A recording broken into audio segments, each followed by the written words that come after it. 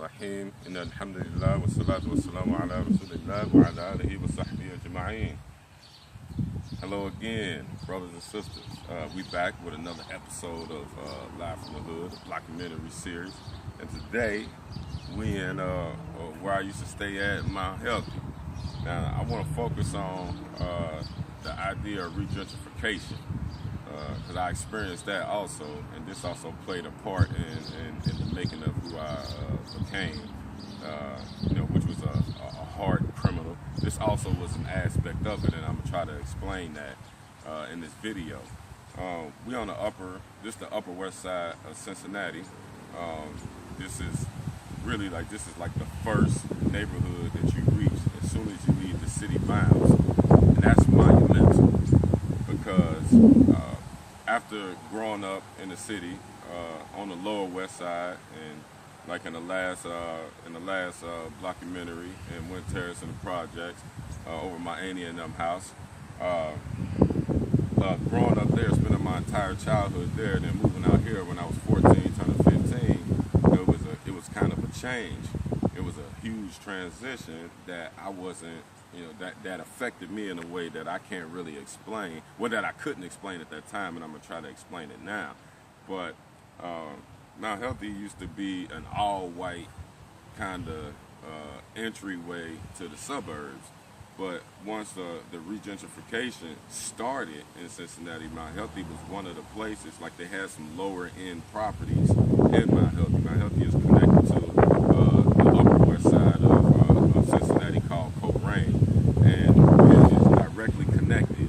So I guess you can say Mount Healthy was like the poorer side of Colerain, and they just called it something else. You can kind of say that, but in all, it has some lower end properties that the city can afford to move people from the inner city to give them a better chance at life, I guess you could say. Get them out the projects, get them out of high crime areas, because the civil rights movement had started to take some type of resignation in the 90s. So I moved out here, I think in like 2001, I believe. I was like 14, turning 15. It was in the springtime. And even before then, probably from I was like between 12 and 13, my mama had she got a place in Colerain, got a place for rent in Colerain, and she had got a place in the tip top of the suburbs in the northern part of Cincinnati in Springdale. But more to that story, I crashed and burned with that same mentality that developed in me when I was birthed and raised inside of the inner city. It was I was in a bunch of culture shock, which is the point of this video. When I moved out here, Wynn Terrace, the projects from the last documentary, it's not far from here. It's probably about 15 minutes away. My situation was the same situation as a lot of other black folks that moved in this area. When it became black folks, white folks continued with the white flight thing. They moved to Colerain and went to Fairfield, some real live suburban areas. These houses ain't, they're not that much, but it's more than the inner city. So they started taking public housing out this way. Certain landlords, this is the house that we used to stay in right here, and the landlord, this particular landlord, he takes Section 8. And there's a few other houses and properties out here that took Section 8. So there was just a large transition of people from the inner city out here that's basically trying to make a better life and a better place. But ultimately, it wasn't a better life and a better place, because everybody came from the city, from the inner city, with that same mentality. They changed the location, but the people didn't change, which is the moral of the story. A lot of my homies I stayed out here till I was like 16, almost 17 years old. This is why I got kicked out my mama's house, when I outgrew my britches. That's what she told me. I outgrew my britches. I started, that's when the drugs started.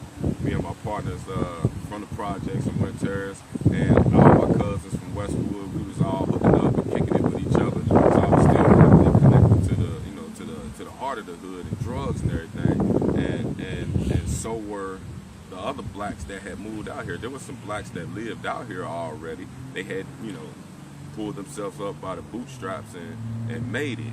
But they kind of weren't prepared for all the city folks that was going to move out here and turn this into what it is now. It's now, you know, some time later, I guess you could say 17 years later, this is an actual hood. Like, it's a lot of shootings out here, federal drug operations, the whole nine. It just continued to get worse and worse as the years went on, when more properties started to take public Section 8.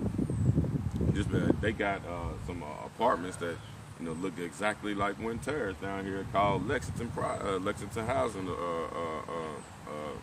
Complex.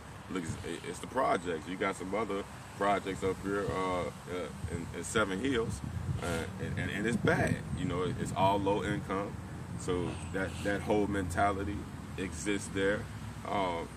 So it was a bunch of guys from the inner city at the school in this area. They came from all over the city. Like when you're growing up in one part of a neighborhood, when you're in the hood, you know, everybody's from that particular hood, and you got to deal with those individuals. This was a unique situation. You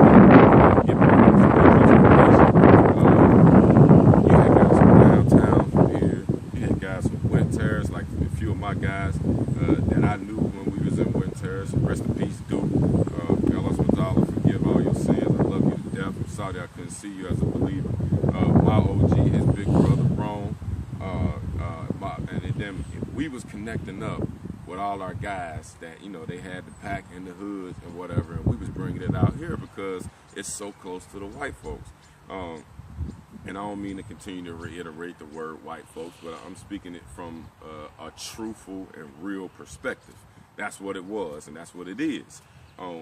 It was a unique situation because, as far as the drug and the crime industry goes, because the white folks had to go to the city and go to bad areas where they could be robbed, and then where it's high crime and the police are everywhere. So if they go and cops will go, as soon as they pull out, the police jumping out. Since the police jumping out, you know, they in danger. They don't want that kind of danger. It wasn't that hot over here at first. It is now, but it wasn't that hot over here at first. So, you know, we can go to the hood. We used to go to the projects, run around with them all the time, get our pack, and then come back over here. And we right next to all the white folks. At Colerain, you got some rich black and white folks at Forest Park going that direction. And then just the other parts of Mount Healthy that didn't take Section 8. You know, they got some real nice parts. And we all went to school together. It was kind of weird. You had like a whole bunch of hood people, and then you had a bunch of rich white folks all in. Like, you know, it was like integration just being forced all at once. I know I can remember it vividly. You know, I went from going to all black schools where everybody was poor. Then, you know, moms got a better job. And I guess her public housing, her Section 8 or whatever, approved her to come out here. And when we got out here, you know, it was a whole complete culture shock. You know, this is the first time when I actually started to, you know, date white women in the whole 9 yards. Like, but all in all, you know, we still had that mentality, all of us. You know, my dudes from Wynn Terrace, some distant cousins of mine that came from downtown, black, all of them. They came from downtown, they moved out here. We all still had that mentality. And it used to be fun when we was kids, because we used to hop on the bus and ride to, you know, that we all cool, and we used to ride to where everybody grew up at. We used to ride, catch the bus downtown, run around downtown. I met a whole bunch of people, and when I got a little older, I still knew them dudes, so I was able to connect with them when I was moving drugs. We used to definitely be running around Wynn Terrace all day, trying to sell a nickel bag of weed. Then we'd come back here. We definitely used to take some of my guys back to Westwood, kicking with my cousins. We used to go to Price Hill a little bit. But all in all, what was going on when I was out here, everybody that came from all those different parts of the city on Section 8, they you know, they brought whatever culture from whatever hood that they came from. So, and the different parts of the city had different gangs in it. So the gang banging out here was so intense. It was so intense. I'm talking about, I swear to you by Allah, when we were in 8th and 9th grade, we used to come to school. You know, I was a blood, I was a Pyru. So we used to come to school so flamed up, you know, I'm talking about so much red. And then some of the guys that was Christian folks, they came from other areas of the city. Riots in the school, and even right here on this very street, anybody who you know, who know me, and tell you I was notorious for terrorizing the opposing gang members right here on the street, hopping out in the middle of the street, no shoes, no socks, no shirt, just some shorts and knuckling up, just getting it in right here. I'm talking about one dude after another. We done had 10 on 10, 5 on 5, 20 on 20, all right here. Now, I brought all that stuff up to say, how is that even possible when you live in what is called to be the suburbs? Now, there's a monotone out there that says, well, why don't you just move?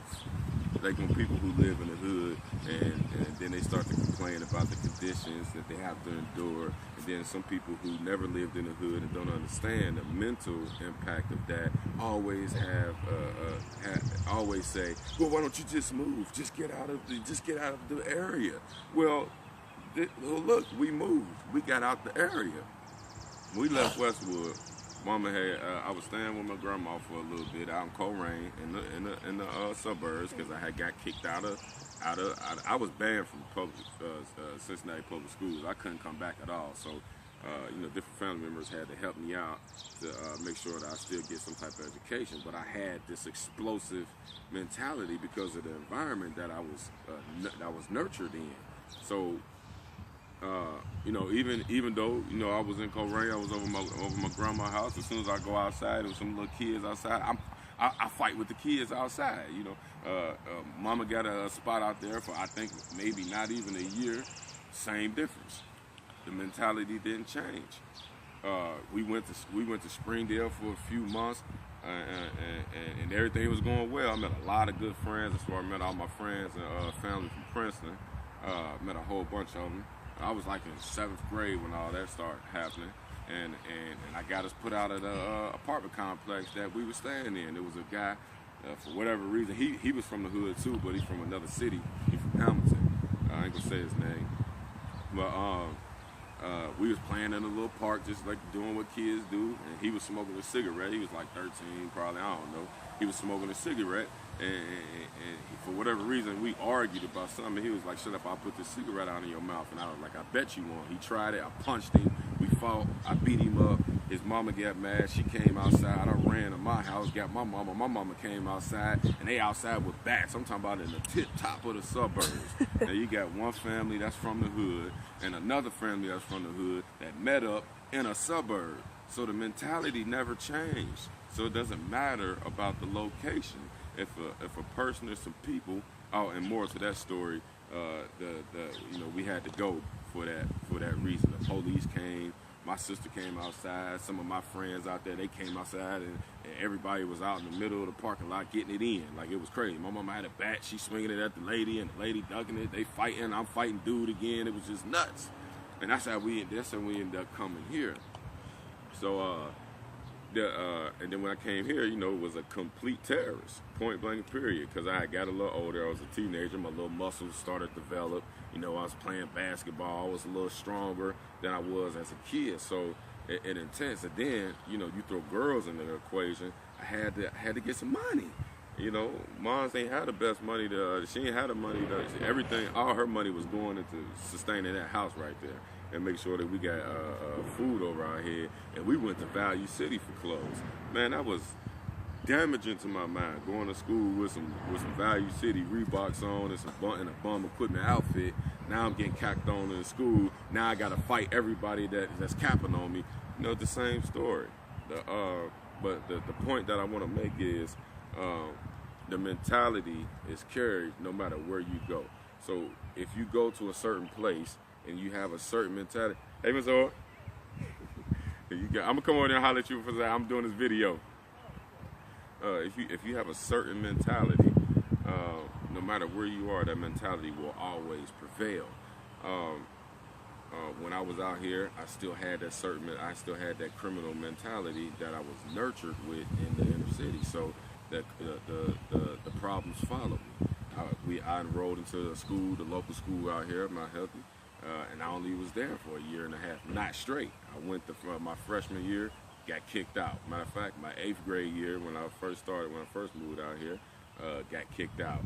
My ninth grade year, got kicked out, expelled. Sophomore year, was there for about 3 months, kicked out and expelled. And the junior year was a wrap. I was in all out in behavior school. When I was a junior, I got myself together, and and from that point, that's gonna be another video. But the mentality had never changed, and that's what I want to disclose inside of this video, is that there's a problem going on inside of the black community.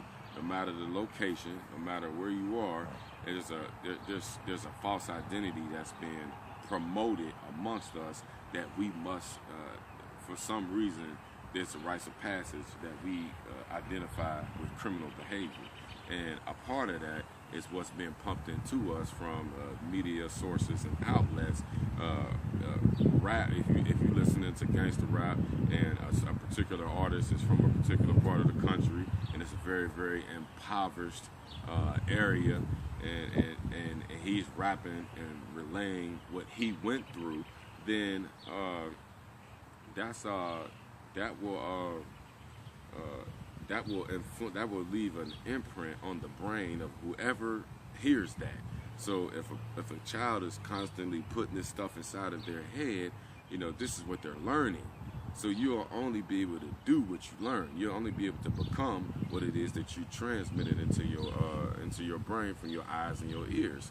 So there's been a negative image portrayed on black males, young black males, that we have had no choice other than to submit to. The best that we could possibly say is that athletes. We don't even have a propagation of all of the prominent black professors, scientists, the civic engineers, all of the people who actually make up the strands of society. We don't. That image is not pumped into our brains. They don't have that on Time Warner Cable. They don't have that on Disney movies, on Hollywood. Every single time you see a black person, he's either some type of criminal or some type of backwards character that's a sad story. And with this continuously being pumped into our minds, it'll manifest into who we are and what it is that we do. So with that being said, there's a mentality that we have to begin to address, that we have to readdress. And my story, this is why I'm sharing these videos, my story is a testification of that. As y'all know, I went and did 9 years of prison, and if it was all about changing a person's location, like I said, born and raised in the inner city and impoverished and high crime areas in Cincinnati, then, when I was a teenager, 14, 15 years old, we moved to what was then the suburbs, but it's now a hood.